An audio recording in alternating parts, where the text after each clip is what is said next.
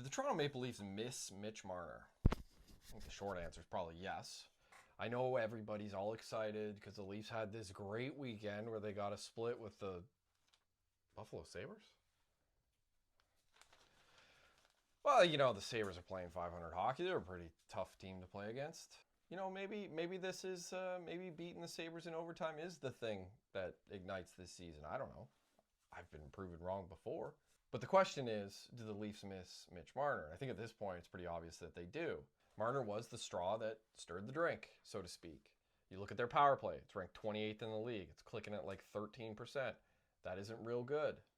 Their penalty kills, 80%, which is okay, but it's, smack dab in the middle. Marner was a part of both of those. Marner also drove play 5-on-5. He was a hound on puck retrievals. He was a terrific forechecker. He was difficult to play against, a two-way hockey player, possibly Selke level. And you miss that. And let's not forget his offensive abilities. 102 points last year. The guy could pass, especially on the power play. He was your distributor. Now you've got Morgan Riley playing there. He is not the guy you want running your power play. And I think for the Leafs, the big pivot they're going to have to make is understanding that they don't have Mitch Marner anymore. And they don't have anybody who does the things that Mitch Marner did.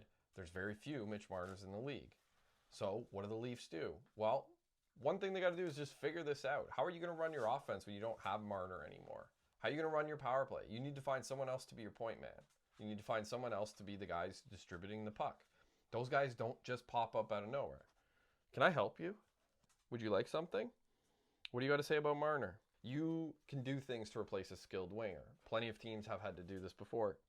You were just relentless. You're like Mitch Marner on the forecheck. So how do you fill the hole? Well, you can't replace him, or at least I don't think you can.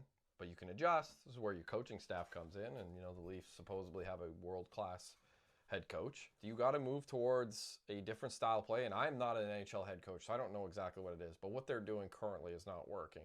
They are trying to use a landline in a post-cell phone world, so to speak. You are trying to operate as though you have Mitch Marner when you don't currently have Mitch Marner. Maybe you need Nylander to drive more play. Maybe you need more from Matthews. Maybe you need those guys to adjust. Maybe you need someone else to step up.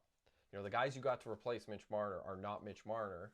Toronto, I think, can be okay. They're just going to have to figure this thing out. And, it's early in the year. They're 4-4-1, I think, if I'm not mistaken.